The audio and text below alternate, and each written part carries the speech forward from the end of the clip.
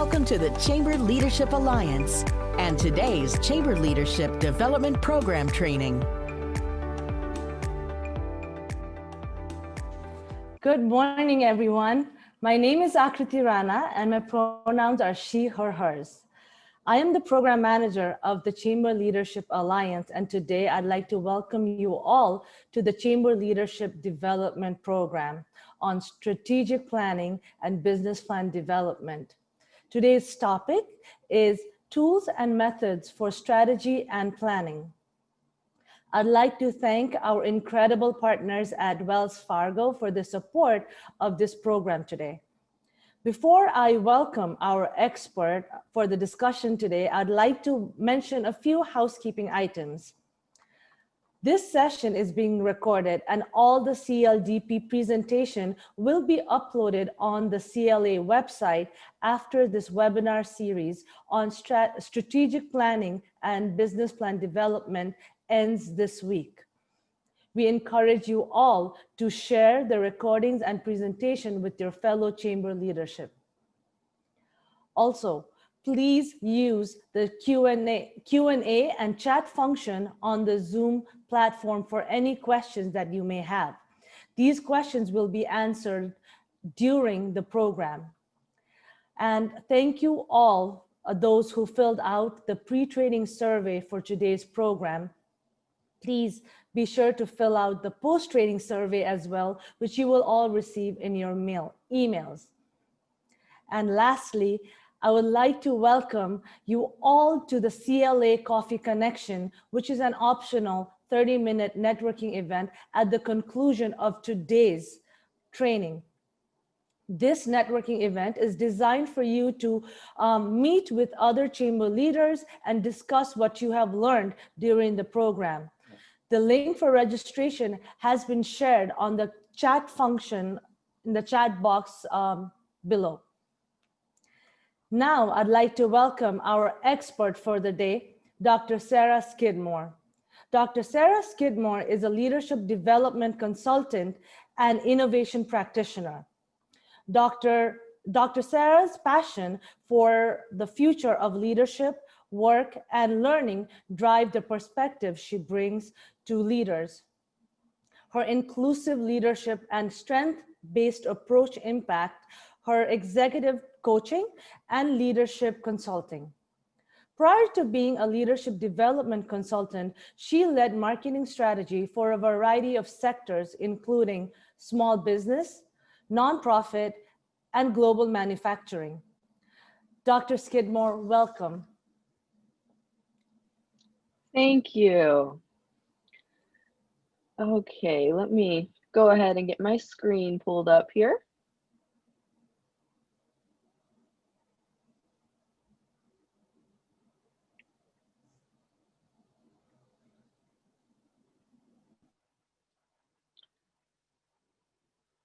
Okay, awesome. Well, it is so good to be with you all again today.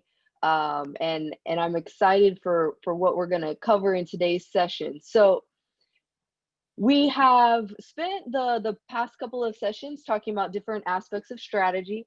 And so our first session earlier in September was about unpacking strategy and planning. And we worked through understanding leadership in connection to strategy, understanding influences that impact strategy, and also recognizing some of those critical steps to creating strategy.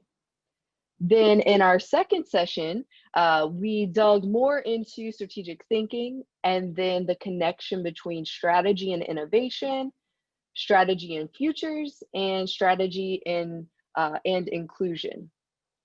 And so today I'm really excited to go further and explore some of the different tools and methods for strategy and planning that you all can use with your chambers and with your leadership teams. So today we're going to look specifically at some tools and some methods and then wrap it all up and connecting it back to leadership.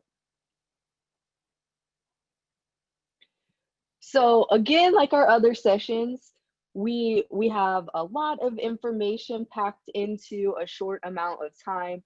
So make sure that as questions arise, I'll be checking the Q&A, but make sure to go ahead and put those in so I can sort of address them as we're on the topic. And also write down 2 or 3 concepts that you want to explore with your chamber. So as with the other sessions, we're going to cover a lot of material, and the goal of this session is that you walk away with a couple of concepts or thoughts you can apply in your chamber context. Okay, so don't feel that you have to be a pro at every topic we talk about, but that you have a couple of those ways, and then we can, you know, think about ways to apply them in your particular chamber.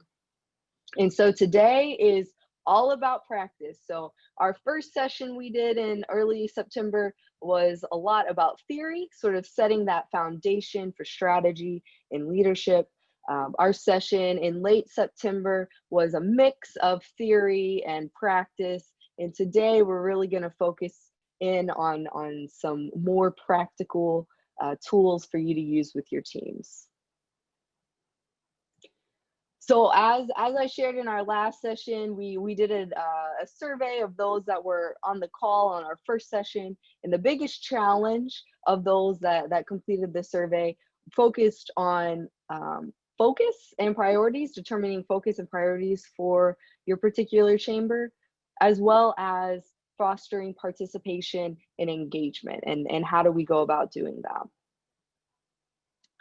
Another area that we ask folks from the first session is what were they interested in learning more about, and got some great feedback here about best practices, and so that's what we're cramming into today's session, as much of that good stuff as we can, and then those practices will help us cultivate member buy-in, help us engage partners, and things of that nature. So as we talked about in session 1, leadership is important to strategy. We have a couple of critical influences that impact how we go about doing strategy, and then also that 3-step process. So just to recap, for a reminder for all of us, that over the years, leadership has evolved and our understanding of leadership has evolved. And so early in the 1900s, we see leadership and management tied very closely with control and power. And over the years, that evolved into more of a traits-based. If an individual had certain traits, then they were perceived to be a leader. It morphed into if individuals had certain behaviors that they used, that they were qualified as a leader. Then we see evolution from transactional to transformational leadership. And then where we're at sort of in today's contemporary time of there being a variety of different styles of leadership that an individual may leverage in their context, everything from authentic leadership, adaptive leadership, strengths-based leadership, servant leadership. I'm sure you have heard a variety of them. And so that's where in today's setting, leadership is more speaking to the influence an individual brings to their context. So who we show up to be in our context. And that is critical to the strategy we are able to facilitate and we're able to participate in with our chambers. So again, some of these really important influences that shape how we bring about strategy in our setting include the structure of our chamber. As we talked about in our first session, we have chambers of a variety of different sizes participating in this program. The way that your chamber is structured will definitely influence how you go about creating strategy. Again, cultivating shared values and visions is in shared values and a shared vision is really important to strategy effectiveness. So who on our team needs to be involved in the strategy process? Are they on board? How can we help get them on board? Then we have the people involved, anticipated impact. So speaking to what is our goal? What is the desire of our chamber? What do we want to be known for in the next 5 or 10 years? How do we want to impact the community around us? And then also the importance of that collaborative culture of knowing the people that should be involved and having that openness and transparency to foster greater collaboration and brainstorming. So then we talked about strategy creation is very simple, right? It's 3 steps: develop, implement, optimize. And then it can get very complex from there. But at its most simplistic form, strategy is really about 3 steps. And so if we can master these 3 steps and find what works for our context, for our particular chamber at a juncture in time, we're going to be rocking and rolling from there. So last session, when we dug into the connection between strategy and inclusion and futures and innovation, we talked about 2 tools, and we'll do a brief recap of those as well in today's session. But really exposing that, how do we move from theory to practice? Okay, we all know we need to have strategy. We all know we need to have member buy-in, but how do we do that? And how do we do that where we are allowing for individuals to have voice, to participate? Last time we talked about organizational justice, right? And how we are allowing for voice and feedback from those that will impact the strategy that we make. So simple, again, 3 components to strategic thinking. So we had the 3 steps to strategy creation, now 3 components of strategic thinking. Strategic thinking is collective, right? It's a way that we bring about others into the work, and it's not just focused on one individual, but focused on the team and what we're able to accomplish together. Again, depending on the size of your chamber, your team may include staff, it may include volunteers, it may include board members. Whatever team means for your chamber, having strategic thinking being a collective thing where we're encouraging everyone on the team to participate in it. Also, strategic thinking is present yet future oriented. So that anticipated impact, that desire of where are we going? What do we want our chamber to be known for? And then making decisions in the present day that will help us get there in the future. And then that third component of strategic thinking is it's artful yet analytical. That idea of there's innovation involved with it, but yet there's also processes that can help us bring about strategy. So having that balance. And again, that resource I have cited here, Becoming a Strategic Leader, is a great book if you're wanting to dig a little bit deeper into it. If you enjoy nerding out on books as I do, definitely recommend that one. So this was the timeline visual. We had a couple of questions last time about how does everything sort of fit together when we say strategy? How does it connect with different other elements of planning that we likely implement? So we always start with thinking of the future in mind, right? We always start with where do we want to be? What do we want to be known for? What do we want our chamber to do? What kind of impact do we want to have in our community? So having that futures minded focus. So a distant idea of that vision, that long-term imagination of what could we be? From there, we sort of rein that in and say, okay, let's create a specific vision of how our chamber can embody whatever it is the vision may be for your particular chamber in the next 5 to 10 years. So what do we want to be specifically known for within that dream we have of the future? And then that's where we really go into strategy.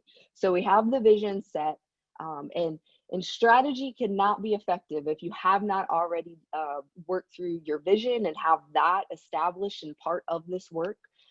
That's really important to that collaborative culture piece of we've got to have buy-in, we've got to have the team on board, because that is going to be critical to shaping the strategy, but also implementing the strategy. And then from the strategy is then where we talk about the near term, the next 1 year, 2 years. we had some questions about what about a calendar of events.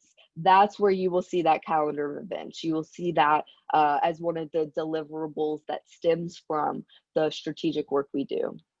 Because ultimately, whatever initiatives, programs, different membership structures, whatever your chamber may do, we want to make sure that it's all pointing towards that strategy, and that strategy is pointing towards the vision.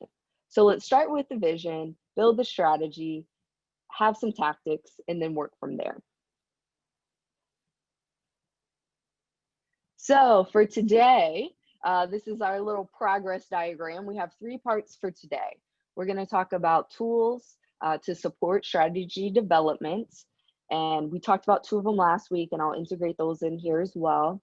Then we're going to talk about some methods that are helpful for planning, keeping in mind that everything is contextual, right? How your particular chamber goes about facilitating strategy and creating business plans is going to be nuanced. But these tools can help you regardless of the size of your chamber. And then, of course, tying it back in and concluding our 3-part series together of connecting strategy back to leadership. So last time, we talked about the change versus benefit analysis. And I just wanted to walk through this example one more time, just to reiterate it for those of us who this tool is new for. It's always nice to get a reminder of the tool. And so this tool, again, is where we have on the axis a change that we are wanting to consider. And so for this purpose, we had a chamber question about how do we retool our strategy for the low touch economy. And so in that middle region is where you will put what the change is that you want to consider. It can be any change. The question submitted was about low touch economy, so we put that in there. And then you brainstorm with your team. This can be done individually and then come together collectively. It can be done in a team format, whatever is appropriate. And then you just put ideas in the different areas. So if we do this change, or if we do not do this change, rather, sorry, if we maintain the current, which means we do not make the change, what negative impacts may arise? And so for this example, I just threw out some ideas. Well, if we don't adapt, we may lose relationships, we may lose revenue, we may lose market share, may lose brand awareness. If we do adapt to the change, if we do make the change, what negative could happen? Well, we know people are getting a little bit fatigued with everything that's happening virtually, so there might be a lack of participation. But if we do adapt the change, what positive may come from that, right? And then that's where we have the opportunity to maintain awareness, offer resources, and things of that nature. So the tool is to help us get ideas. It's to help us generate ideas from our team that will impact the type of strategy we create. So then a second tool that we talked about last session was the futures wheel. And that's what you'll see here. And again, in this example as well, in the middle, put down whatever that change is, that trend, that event that you're looking to explore. And then we build out implications from there. So if that was to happen, if what you have in this center circle, for this example, we had a chamber that was launching a paid membership program. So the change was now members are going to have to pay, right? So that's what we'll put in the middle. So if we do this change, what might happen? And so if members have to start paying, and then you ideate ideas, or in each circle, you put a new idea in. And again, these tools are that just help us capture ideas that are in, that people think about, that are in people's minds, but we put it down on paper because you never know what may happen, right? If one person shares an idea and then another person hears it, then they're like, oh, here's an idea. That is how creative thinking and collaboration works is let's get it down on paper, right? Outside of just our brains, but down on paper. And so we talked about, okay, well, if these implications happen in this level 1 circle, then what might happen, right? So if members pay, then we might have more committed members. The chamber would have funding to use in different ways. And so then if those implications happen, then what? And so that is how that futures wheel builds out. So just wanted to recap on how it builds out, because I know we talked last time about implications and what is it, and it's just continue to build out examples of if this, then this. And so again, the point of all of these brainstorming ideas is that with the ideas, we find what are opportunities and we find what are cautions. So with your team, work through, okay, of all these ideas we have here, what are some opportunities? What are things we want to go after? And so again, you can highlight in green those things you want to go after, those opportunities, and then highlight in red any cautions you have. And then this too will impact the strategy that your chamber makes and the specific plans that you put in place. So again, just recapping the 2 tools that we went over in the last session to help with your strategy development. So today we're going to go over a few more tools. And so we had a question here about interested in learning more about a good SWOT analysis. So I love this question, and I love to not answer this question. I recommend using the SOAR analysis over the SWOT analysis. So traditionally, organizations will use the SWOT analysis.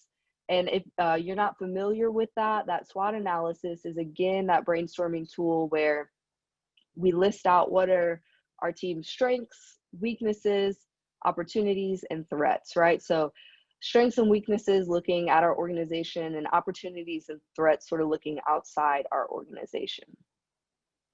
I really have seen clients benefit from using the SOAR analysis, and that's stemming from a place of potential, and it's stemming from a place of possibility, and stemming from a place of inclusion. And so the SOAR analysis would be what I would recommend. So when we do the SOAR analysis, we're looking at strengths, opportunities, aspirations, and results. And again, these findings that we work on with our teams will help us develop the strategy that we're creating. So what is the SOAR analysis, right? So let's look at that for a second here. So I have here on this grid a SOAR analysis. It's basically just a table with 4 quadrants on it there.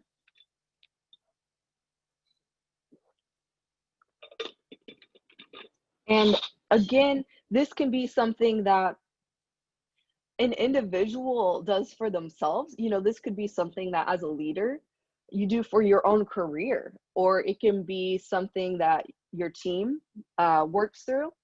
It could be something that your board works through. Again, it's a tool, and then once you know the tool, you can use it in a variety of different ways. So if we are looking at strengths, we are going to answer a couple of questions, right? So strengths. What strengths do we have? What are areas of strength that we have? And what does sort of ask yourself, what does our team do well? If you're not sure what the strengths are, then what do we do well? What is a power zone we have? So power zones are where, you know, we're working in flow, and we're getting a lot done. It's high quality. We enjoy what we're doing. We don't even realize we're working because we love it so much. Okay, that is what we're talking about when we're saying strengths. So what is the strengths of our chamber? What is the strengths of our team, of our board, of our staff? Then we look at opportunities. What opportunities again, like with the SWOT analysis, but what opportunities are out there? You know, what are available internally, externally? You know, what are opportunities? Are there opportunities for us to maybe restructure our chamber? Are there opportunities for us to partner with another outside organization? You know, what might be available? What are opportunities? Maybe it's something you've had on the list of things to do for the past year, but it's never been an opportunity that you've invested time or energy or things of that nature in. Let's write these opportunities down. Aspirations. So identify aspirations and think of this from a variety of different perspectives, right? This can also be a question that you send out to your members. We'll talk a little bit more about member engagement a little bit later as well, but think about these things as, how can we engage our members in what we're doing?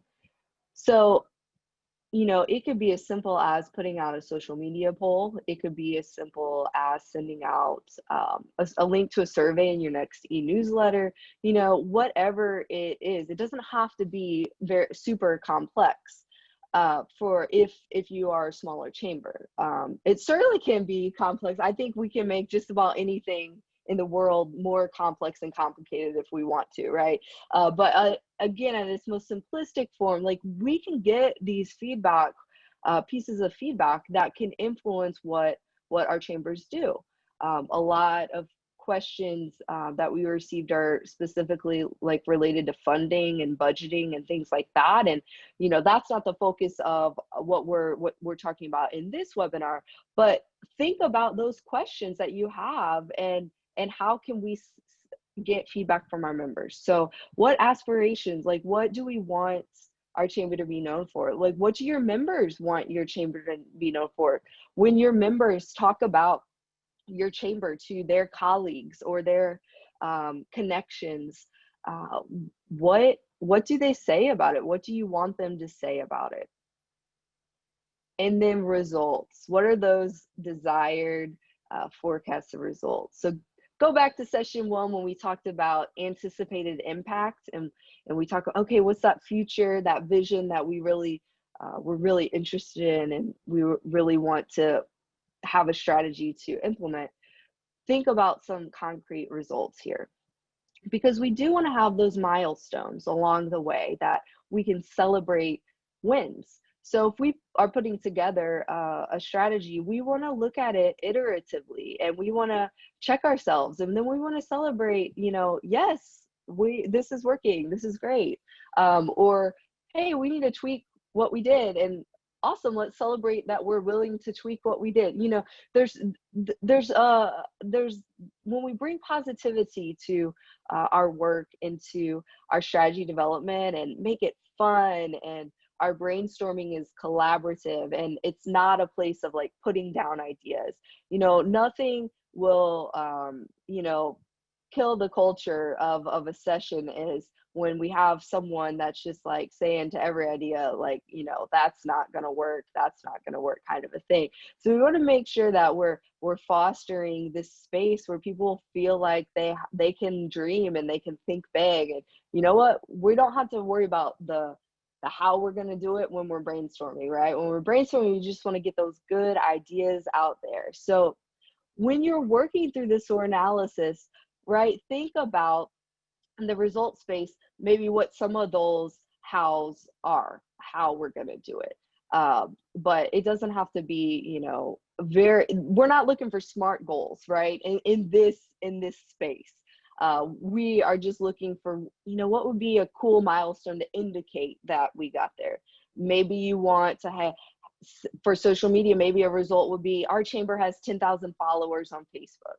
You know, like some kind of result, but it's not super SMART at this point, right? It's not saying you know, every piece of the SMART acronym there, but rather it's gearing us in the way that here's a milestone we may want to include as we write the plan in the future. But just capturing all those ideas. And let me look here. I believe we have a question. Is there a shareable, fillable template for the SOAR and SWOT analysis? You know what? I can send one over when I send the presentation for today. I'll make note here to send a blank.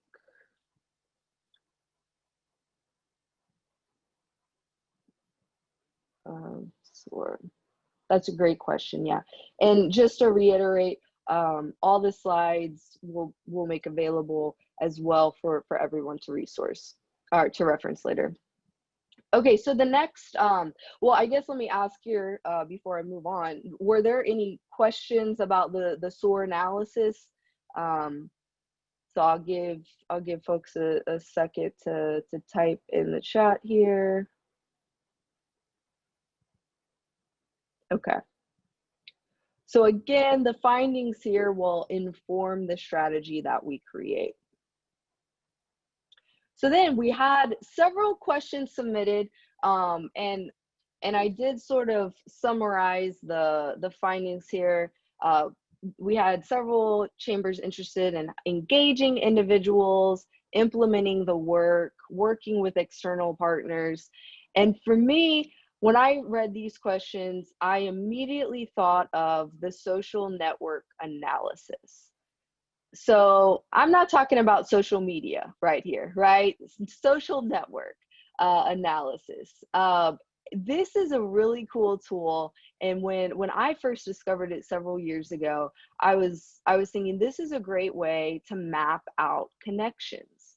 Often, again, when we don't put ideas down on paper or on your computer screen, you know, if you don't physically write on your iPad, things of that nature, we don't get the ideas out of our head. We often can lose ideas or not realize, you know, the wealth of value that we have. And so we're going to talk about the social network analysis. And this tool is helpful in two ways. It's going to highlight relationships that you already have, and it's going to highlight potentially where you have gaps, which is great because then we can work to fill in the gaps from there. So basically, this is a web, and it works its way out. And we're talking about your social network. And so think about your network of colleagues, whoever it may be. It can be, and it can be anything from members to partners to organizations to board members to constituents to external groups. Think about who you are networked with. So this is really helpful too, because a lot of times we sit on teams with individuals that have connections that we don't even know about, that maybe would help our strategy or help our business plan. You know, if your chamber is trying to, you know, enter a certain, you know, initiative it's trying to do, you may have somebody else on your board that has a connection that could help the chamber in some kind of capacity.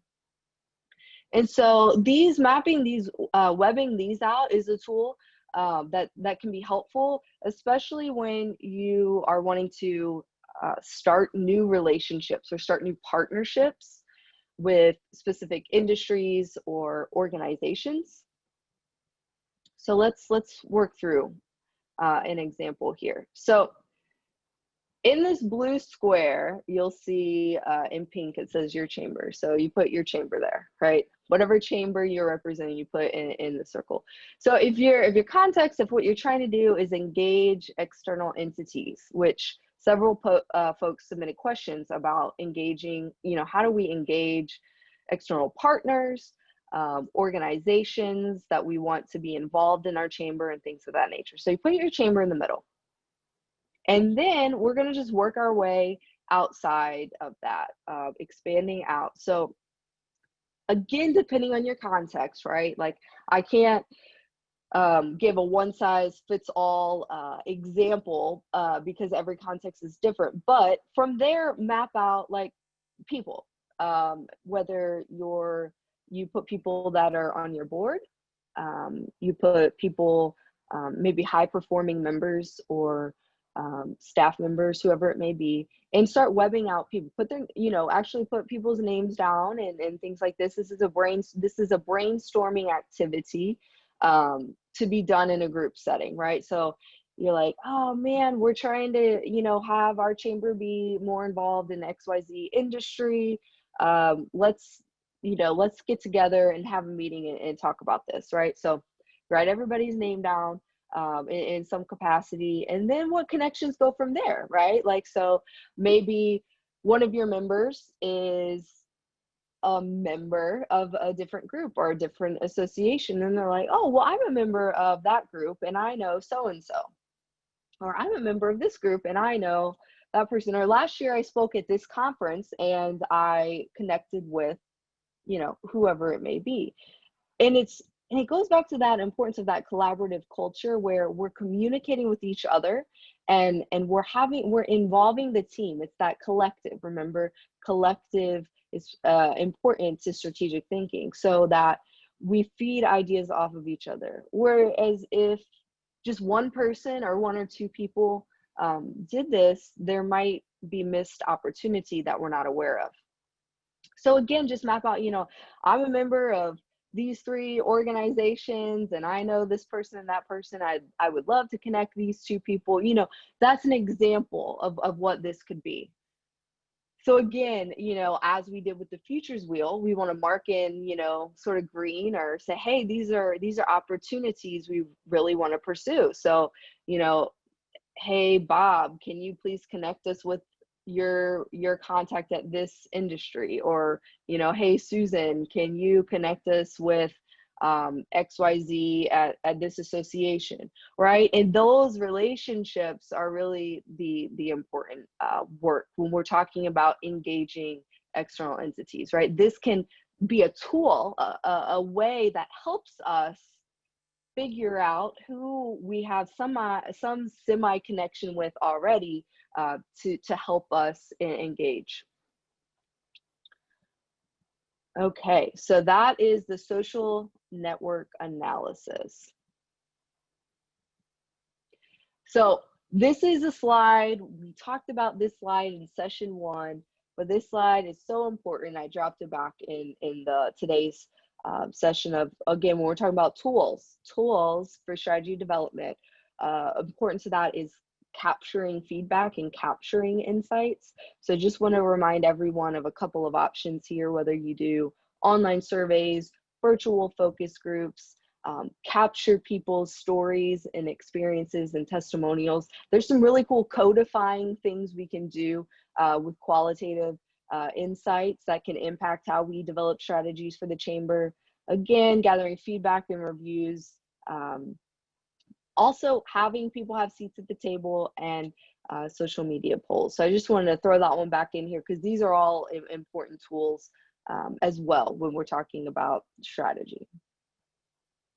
Okay, so now we're going to spend some time with some methods that are helpful for planning. Okay, so the tools we talked about before were really helpful with brainstorming and helping us get some ideas together to then impact the strategy that we create. Those were collaborative tools to get ideas that then we use those ideas to make strategy. So now let's talk about a couple of methods that will be helpful for planning.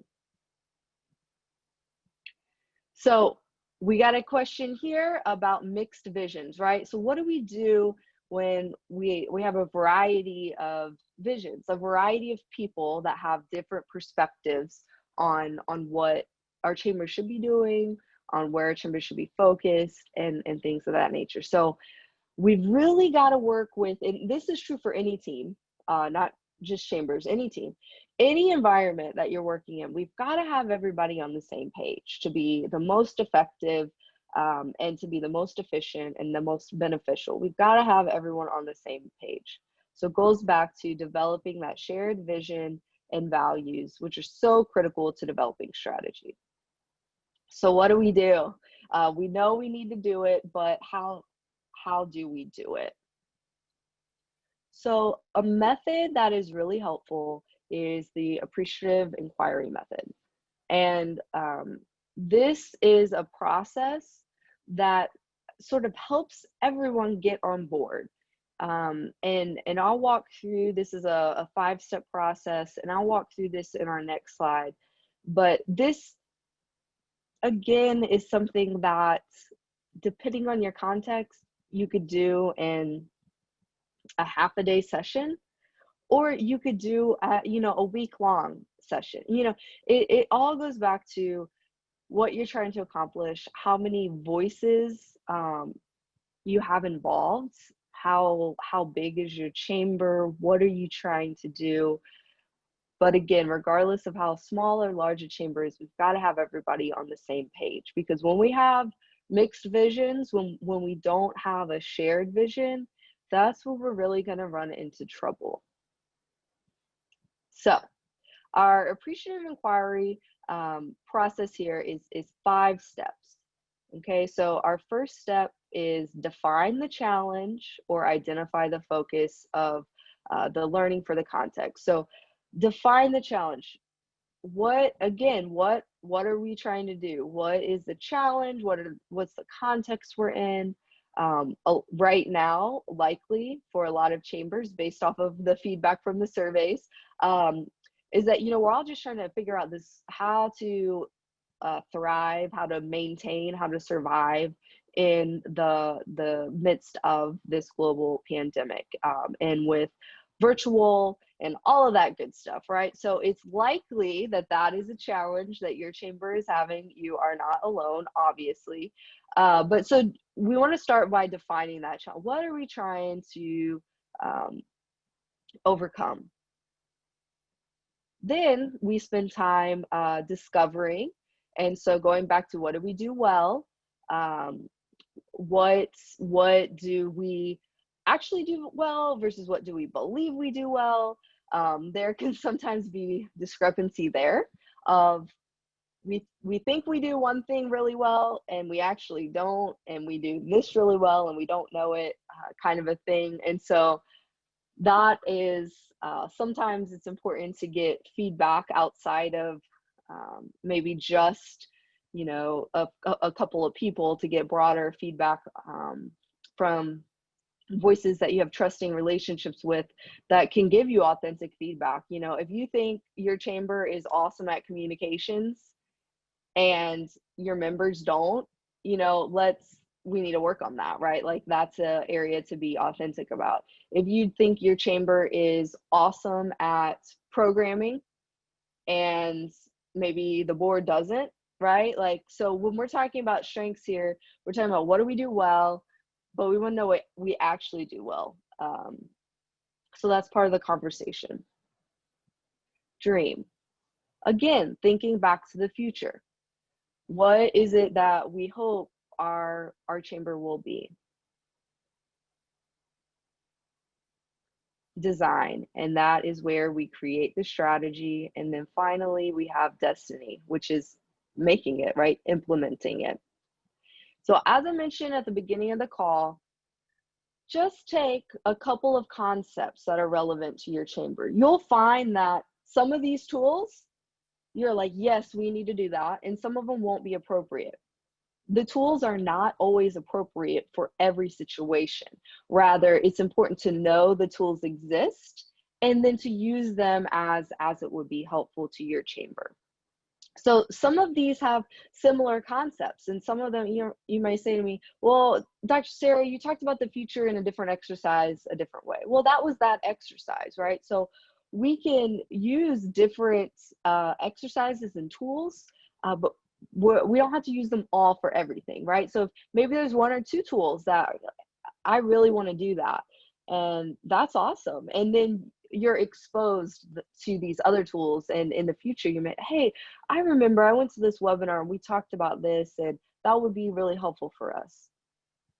So okay, let's get the visual here. I'm a big visual person. So again, just if you have any questions about this one as we're talking through it, please put it in the chat. and I'll make sure that I'm checking it. So appreciative inquiry. So I love using this tool. I've facilitated working with a lot of clients using this tool, and both in person and online. And I recently was a participant in one of the associations I'm a member of. We had our big annual conference, and we actually used this tool. It was cool to be a participant in this process as well. And we did it online. And so it is, I'm a member of a global association. And if you're wondering some of these tools, like, how do I do it online? Any whatever your comfort level is with technology, that's what it goes down to, is what are you comfortable with doing with technology?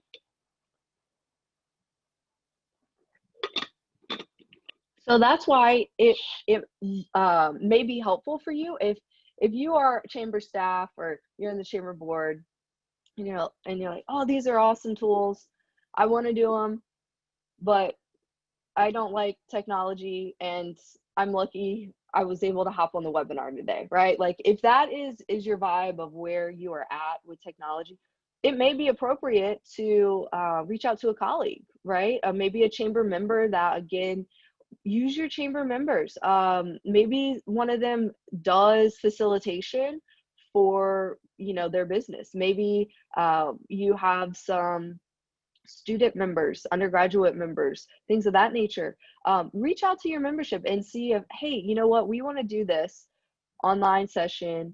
Would you have interest in help facilitating, right? So we can use software as basic as PowerPoint, right? We could screen share a PowerPoint slide and capture feedback and ideas from our session, a virtual session, that way, and through screen share. Another software that you might be interested in that we used for our, and I know it works because I participated in it. We did an international session, and we had people from the States, we had people from Europe, Australia, Asia. We used Miro. It's called Miro. I believe I'm not sure if there's a free version for nonprofits. It's a monthly subscription, everything's going that way these days. But that software is really helpful too. If you are wanting to facilitate any of these tools online where we're capturing ideas and feedback. Traditionally, when we facilitate these sessions, I bring all my poster boards, right? We have the whole wall lined with poster boards. I bring in the big box of markers with 20 different colors. For me, I'm always like, oh, I wish I would have had these when I was in elementary school, but we only had could buy the 8-pack kind of a thing. All those cool colors like the teals and the pinks and all that. And then all the post-it notes, right? So traditionally, when we're facilitating these things, we're in a space, we're in an environment. We have ideas distancing all over the place. We have that depth from the idea. We can step back. And so the Miro software, if any of these tools you're facilitating, or I'm working with my clients to facilitate for them, it allows you that collaborative space that you can capture ideas. Multiple people can interface with the software at the same time, and it's help just do some of this work, right? Because that's the other thing of, okay, we'll do it, like, let's hop on a Zoom call, but then we're like, oh, what software can help facilitate this work? So again, it can be as basic as screen sharing a PowerPoint slide, and even as advanced to subscribing to a software such as Miro to help do this work. You may have done similar work in like Google Docs, things of that nature.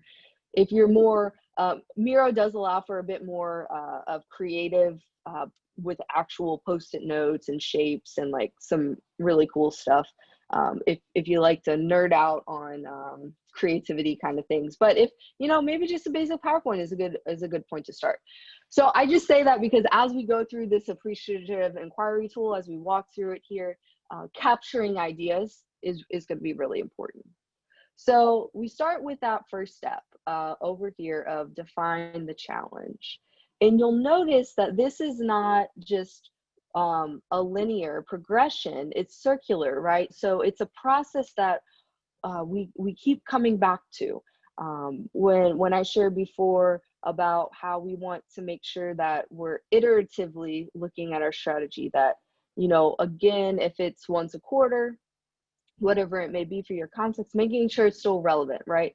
We don't want to create a strategy for, you know, a 3, a 5 year, a 7-year strategy, and then it's not relevant anymore, right? So we want to make sure that the strategies that we're creating, we're always circling back to. So we created this strategy, let's assess, how's it going, right? Back to that optimization. So with appreciative inquiry, we're going to put all our ideas down with define the challenge, right? Map them all out, put them all down. Again, just write out all the ideas. Then from there, spend time discovering your strengths. Again, it's about capturing those ideas. This tool in particular, and this step in the process of discovering strengths is a good step to include different stakeholders within your chamber. So where some of the processes you may, you know, oh, chamber staff can handle it, or oh, the board can handle it, you know, or depending on your chamber. This is a really good thermometer, right? Temperature check to get perspective from a variety of stakeholders. So again, include members, include boards, include staff, but also externally. Maybe you have some colleagues in your local area. If you're a chamber of a certain city, reach out to some other city colleagues that you may have in your same city that are aware of your chamber and can speak truth into what they understand and perceive as your chamber strengths, right? This is getting that external view of how sort of outside of your organization the chamber is viewed, and that's gonna be eye-opening, right? That's gonna be where you may find strengths, characterizations that you weren't even aware of your chamber had within the community.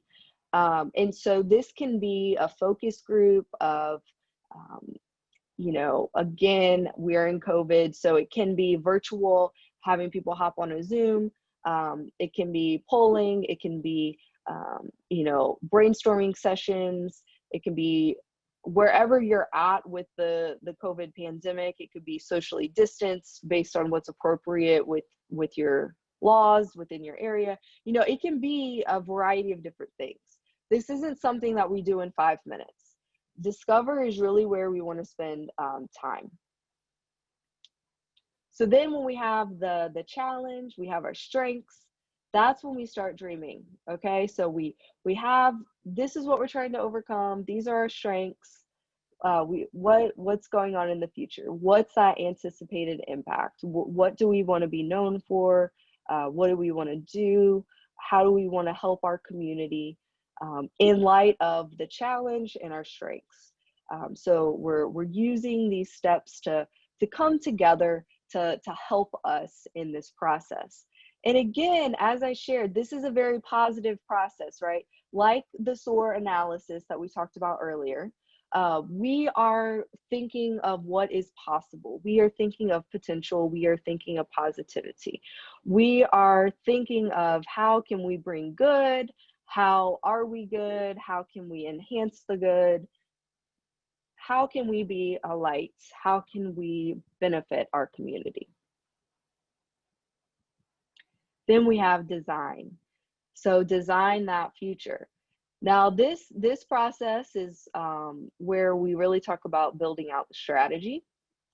This process could be where, again, depending on your chamber, you could have a couple of staff folks start drafting some kind of strategy that the board approves, or you could have, you know, maybe you have members that are strategy consultants. or maybe you work with an external consultant. That's often where I often help organizations is, okay, let's put a strategy together. What does that look like, right? So this is where we're crafting the actual strategy. And then back to the question we had submitted before about our calendar of events is a tactic that would fall within the strategy. That's where we're mapping out what this might look like as we design that desired future. So the strategy is really where we're designing it. As we said, with that timeline graphic, right? We think about the future, we create our vision, we build the strategy, and then we have our near-term tactics and calendar events and structures and things of that nature. And then implement, right? So we're creating this strategy because we want to do it, because we want to embody this work. And again, it goes back to the importance of if your chamber is struggling with member participation, several folks had shared that. If you're struggling with implementing, maybe you craft a really awesome strategy and you have your members on board with the strategy and they're like, yes, let's do it. And then when you go to implement it, you don't have any support, they're not supporting the strategy, then that's where we can talk about at the beginning of the process, right? When we start making our strategy, when we are at that first step of defining the challenge, well, maybe the challenge is we need to craft a strategy that our members are willing to implement, are willing to help us implement, or whatever it may be. And then have that frame all of these conversations. So if that's a problem that you're having in your chamber, it's really important to get feedback and voice from your chamber members of maybe the expectation is too high. Maybe they just cannot commit to that. Maybe they're willing to commit to 2 hours a week, but they can't commit to 5 hours a week. Capturing what their commitment is and then having them co-create with you. So that's when we talk about buy-in and we talked about shared vision. That's the importance of having members involved in all these different steps if you're wanting members to help implement and you're wanting members to participate. Because when we create strategy on behalf of people, we're not going to get the kind of buy-in that we might get if we co-create with those people. So have them be part of these conversations and have them have an opportunity to give voice and to tell you what they can commit to. And then that's in that phase, step 4, where we're designing the desired future, when we know what our members are willing to implement, what our boards are, how much time they're willing to spend and donate to the chamber. We need to know those are inputs, right? And knowing that will impact what that implementation looks like. So do we have any questions here for this tool before we move on?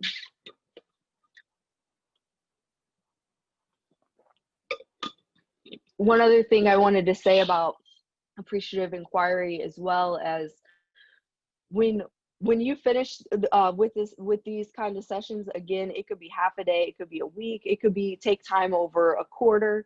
I know one of the things that as chambers, one of our struggle is that balance of volunteer and board participation and member buy-in, because it's different when you have a group of paid staff versus when you're working with a mixed environment of paid and volunteer or solely volunteer. So what I would suggest with all of this work is that, again, we're keeping that positivity about it, like co-creating, right? And having them involved in the process. So when you're doing each of these steps, this may become, a Word document, right? This may become a Word document that's 1 or 2 pages. It doesn't have to be in depth. I've worked with clients where after our work is done, in 2 pages, we have all the findings. And that's okay. It's not about the length of the business plan. It's not about necessarily how detailed it is. What's really important is that we have that shared place where everyone involved is really proud of that work and believes in that work, because that piece is really what's going to make sure we implement long term versus relying on just a couple of staff members or maybe just the chair to implement. So including others, right? We talked about that in our last session of including others is really that long-term key to getting participation. So we can, at the end of the process, say, well, you know, no one's helping implement. You know, we only have one staff, or we have two staff, or, you know, two people on our board help, but no one else helps. So if your chamber is running into the process where you're like, well, we have a board, we have like 10 people, and then we have a couple of task teams, but no one's really meeting, no one's really doing anything. That might be an opportunity to do that temperature check, right? And say, hey, do we need to work through a process where we start co-creating what that shared vision is? Do we need to pause here and say, hey, let's pause what we're doing. Let's come together, right? And work through what is something that we all believe in and have shared buy-in to. Because at the end of the day, if we're like, oh, we don't have help implementing, likely the problem is not the implementation. Likely the problem might be a shared buy-in, a shared vision. Likely the problem might be individuals not understanding, what are we trying to do? Why are we trying to do it? So that's always a good temperature check for that. Okay, so we got no questions here, so I'm gonna move to our next. Okay, so again, touching on a lot of these things are touching on very similar topics of participation, of everyone having people help execute, getting people committed with goals and timelines, doing their part, right? So we do have to give everybody a little bit of grace because we are in a global pandemic right now, right? So everyone's sort of experiencing that a little differently.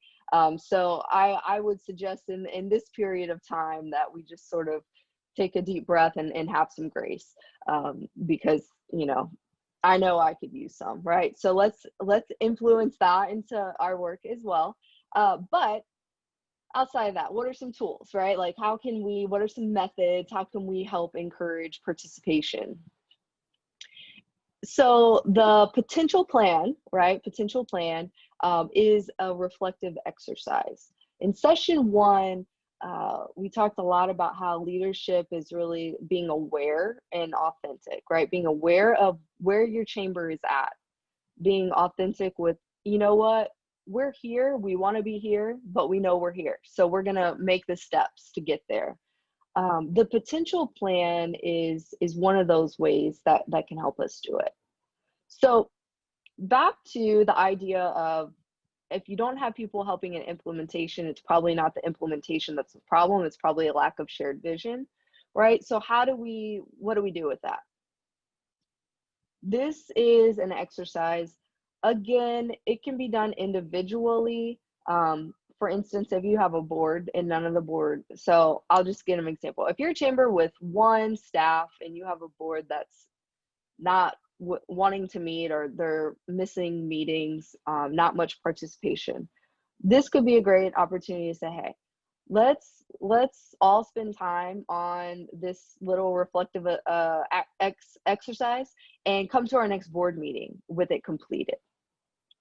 Or if it's something you want to, even in your next board meeting, say, hey, the first 15 minutes, we're going to take, and we're just going to spend some time reflecting on this activity ourselves.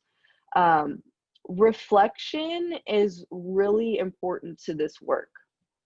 So if we're wanting to get people to commit to things, and we're wanting greater participation in the execution than we've had, like it goes back to that time to let's pause and let's see where everyone's at. Going back to we're in the pandemic, let's have some grace. Let's figure out how we can work through this together. So here's what we'll do. So if one of the questions submitted was wanting to talk about increasing the number of chamber members.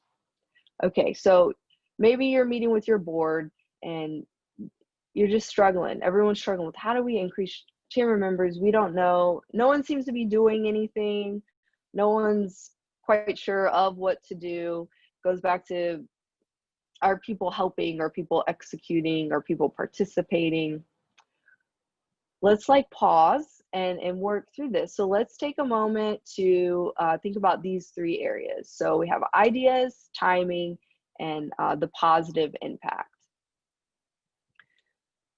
So this is where we use this reflective space to have individuals think about what they actually can contribute. Because part of the problem is our expectations may not be realistic for what someone is willing and able to participate in during the pandemic. You know, you may have had a board that last year was just on fire. They were cranking out work. They were doing all kinds of awesome events, this, that, and the other.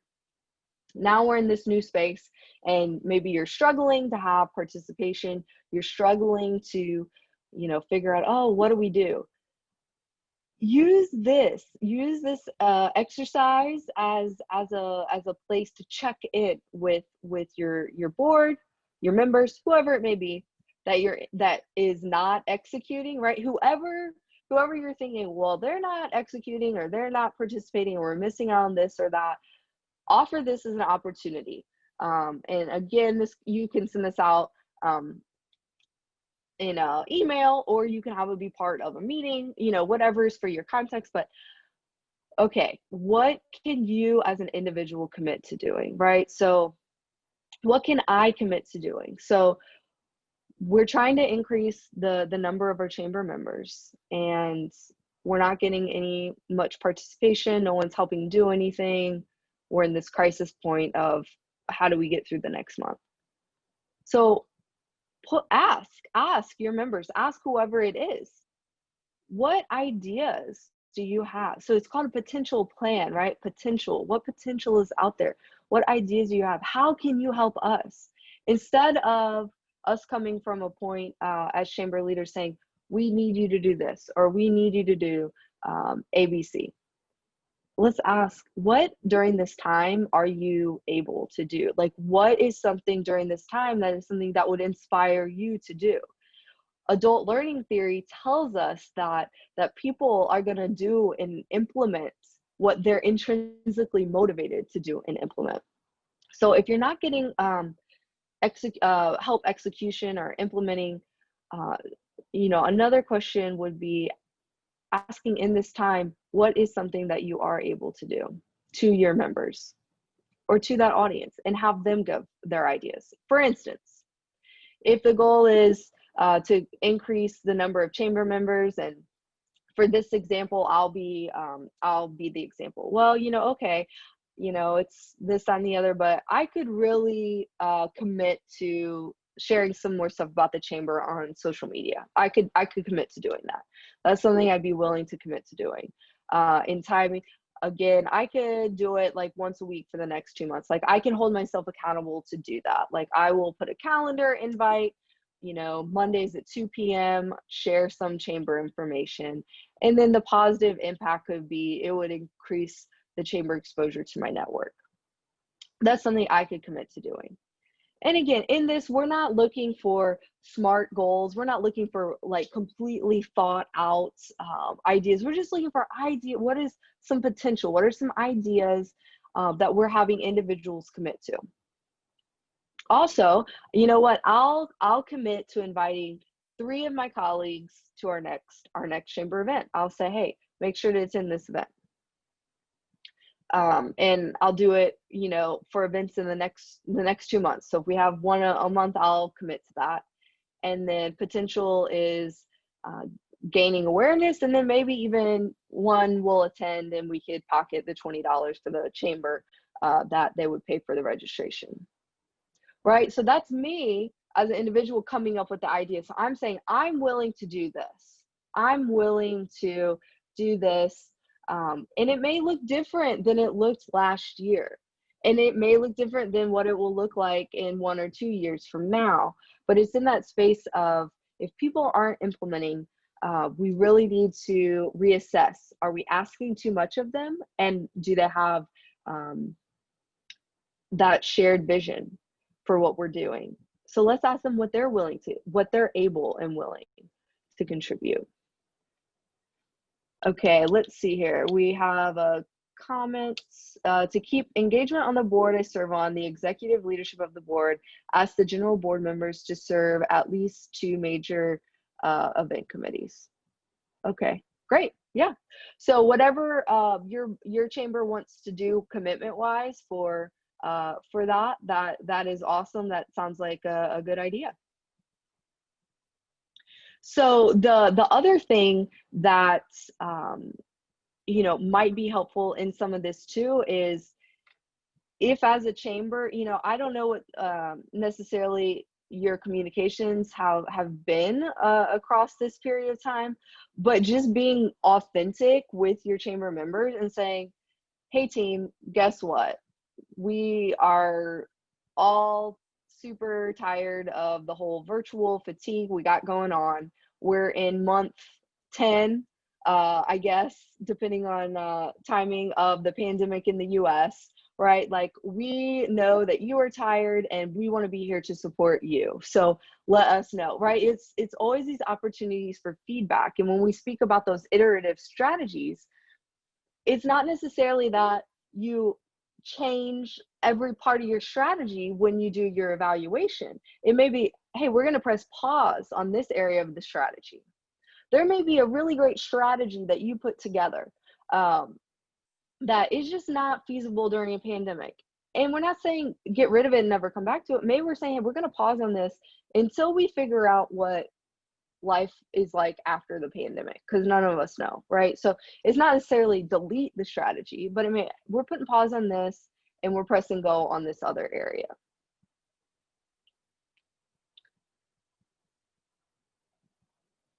Okay, I just wanted to make sure I didn't miss any questions there.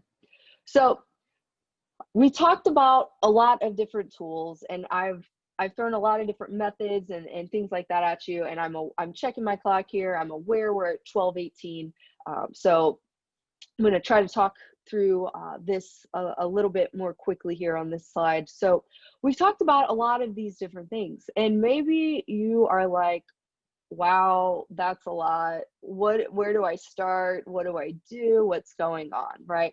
So important to all of this work, as we started our 3-part series together, we're going to conclude it the same way, that our leadership, who we are as leaders, is the first thing. It's going to impact everything that we do when it comes to strategy development. So just know that who you are as a leader, how you show up, your influence you bring your team, right? That is going to impact the kind of strategy we create. Are we offering adaptive leadership? Are we offering strengths-based leadership? Are we offering positive leadership, inclusive leadership? Who we are as a leader impacts. So here, for everyone on the call who prefers lists and to, you know, just jot down everything in bullet format, which that is my personality type some days. Here's one configuration. So if you're wondering, what do we do with all these tools? Okay, these are great tools. I love them, Dr. Sarah. Thank you so much. But what do I do with them? Here is a sequence of how you could consider using these tools. And of course, again, it's contextual based on your chamber size and environment. So start with that question of who should be involved in the strategy development. That is critical to strategy development, because if people who should be involved in the strategy development are not involved in the strategy development, you are going to struggle with shared vision and shared buy-in the entire time that strategy exists. And that's the way it is. So I really encourage you to spend time making sure who needs to be a part of this. Spend time assessing who should be there. with existing relationships. So think about existing relationships you may have. Think about networking opportunities. Maybe it's a new relationship you want to start with an individual, and that's critical to cultivating buy-in. So start there. Who should be involved? Then we go to setting the vision, right? And so that's where we really focus on futures thinking, which I think we covered in session 1. And then tools to facilitate brainstorming.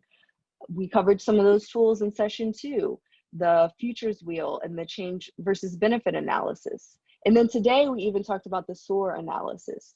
Those are some tools that can help you set the vision if you don't already have a vision set.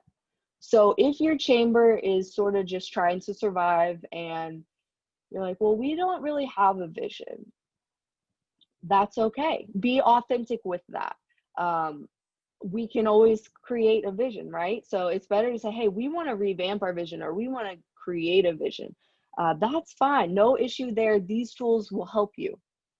Once we have the vision, then develop the strategy, right? So that goes back to some of those classic things we talk about goals and objectives, that calendar of events, crafting the plan. Again, that potential plan, that exercise we just went over, that's a good way too. That can be an input into your strategy. It can be an input into some of these objectives and goals that you create.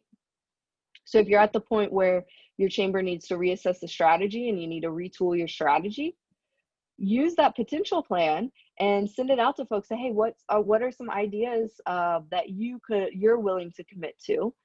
And then from that we can integrate that. There may be synergies around some of the goals of the chamber and objectives that those particular ideas that your members generated can help with. And by it being an intrinsic motivation, you're going to have greater buy-in and should see less of the lack of participation. And then implementing the plan. So that's really where we talk about your leadership style. So as I mentioned before, who you are as a leader is present throughout how you go about doing all of this.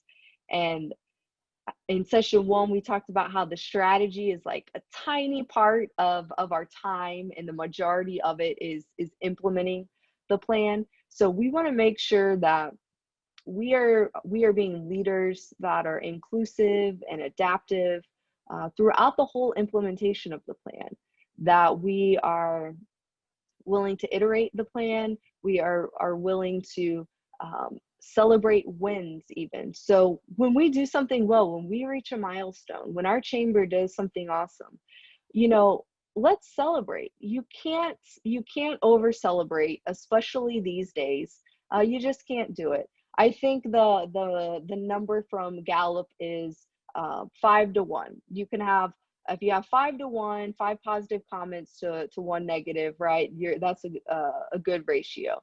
So think about that, integrate that into your work. If you have, if you're upset that you don't have a lot of implementation or you don't have a lot of participation, okay, well, what are 5 things that are going well, So it's really about shifting our minds in that we're always a leader in who we are as we implement these strategies. It is important. And then, of course, optimizing the plan. We don't want our strategies to just sit in a folder and never be accessed. So throughout the time, you may want to host listening sessions, town halls, whatever it may be, to get feedback from your members. This is something too, you could host these for people in your city or in your region that are not members. You could target them and say, hey, please attend this, and get feedback from them as well. There's different ways that we can do this, but we're getting feedback, right, to then optimize our plan, to retool our strategy. Again, those different feedback areas, we talked about that earlier with the different online surveys, polls, testimonials, any tool that you can use to sort of capture that feedback. And then also the potential plan makes sense here as well. So if you have, when you develop that strategy and then you've started to implement it with your chamber, over time as you go to optimize it, you may want to do that potential plan again and have individuals, reassess what they're willing to commit. If this was done last fall, you will likely have very different ideas from individuals than if they completed it this summer, right? And that's because of the pandemic. So always in life, there is going to be something that comes up that may impact our strategy. And so we can't just say, oh, we're going to throw out the strategy and write a new one. Certainly at times that may make sense, but it may make more sense to just continuously optimize the strategy based on what is happening in the context during that time. Again, think of the analogy of a car, of the gas and the brake. So maybe when you do these strategy sort of check-in sessions, maybe it's once a quarter again, what are some areas of the strategy we want to press the brake on, right? We want to pause. And what are some of the areas we want to press the gas on and we want to move forward with? So it's not necessarily about always throwing out the strategy because now we're in a virtual environment. It may be just how do we tweak the strategy. So then here we're going to wrap up very quickly here that all of this work about strategy is connected back to who we are as leaders. And so I've shared this slide in all of our sessions so far and who we are as leaders, right? Being a strategic thinker, right? Being involved in our strategy and planning is just one role that leaders play in their context. And so it's important that we're not only building strategic thinking in ourselves as leaders, but also with others on our team, that we are creating a safe space and a culture where we value team members that do strategic thinking. One final thing that I will leave you with is that a lot of other questions, I think there was about 3 or 4 questions about managing strategy versus the strategy managing you. And that really goes back to where are you investing your time and your energy? And it goes back to cultivating that shared vision, yourself growing as a leader, and modeling that culture of inclusion and possibility. And if we're investing our time and energy in those ways, if we have a shared vision and we're modeling inclusion and possibility, we're creating that space. As to this garden analogy we had here, we're creating that space where everyone is growing and everyone is participating. So I think I am coming up on my time here. Let me just get to this slide. Thank you. Appreciate everyone's participation. And feel free, send me some questions via email if you have any more. And then I wanted to also say, feel free to scan this QR code with your phone or visit my website, skidmore-consulting.com/next-steps. And for everyone that's a part of this, is part of one of our chambers that's represented here, I'm happy to offer a 20% discount on the services. So appreciate your time so much, and I will hand it back over. Thank you so much, Dr. Sarah Skidmore, for your experience and for your training today. And thank you all for your participation and question. It was so great to see all the enthusiasm and throughout this training with your questions and and your positive feedback through our chat function that we see as we go along. Also, we would like to remind you to please fill out the post-training survey for today's program, which you will all receive in your emails. And lastly, we look forward to seeing you in our next training program, which will be on sustainability and administration on October 20. The first topic of our new training pod will be your organizational DNA. If you're intrigued about what that training will hold, please visit our website, www.chamberleadershipalliance.org, to register for the training. And I'd like to remind you all that we will be starting our CLA Coffee Connection, which is an optional 30-minute networking event shortly after this training ends. And the registration link has been shared in the chat box. So please, register for it, and we look forward to seeing you there. Again, thank you all for your participation, and we look forward to seeing you in our next training session. Thank you.